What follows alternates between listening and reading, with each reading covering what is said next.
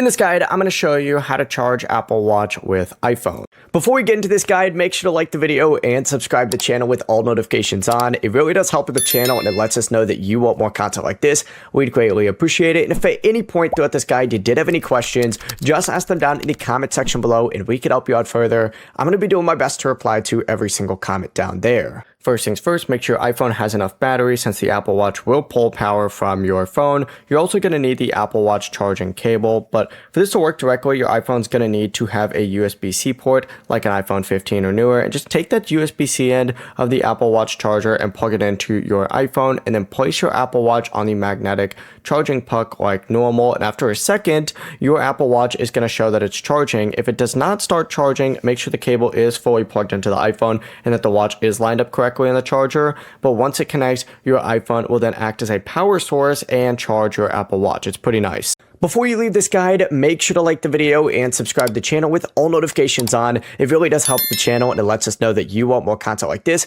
We'd greatly appreciate it. If at any point throughout this guide you did have any questions, once again, ask them down in the comment section below and we can help you out further. I'm going to be doing my best to reply to every single comment down there. Have a great rest of your day though. Peace.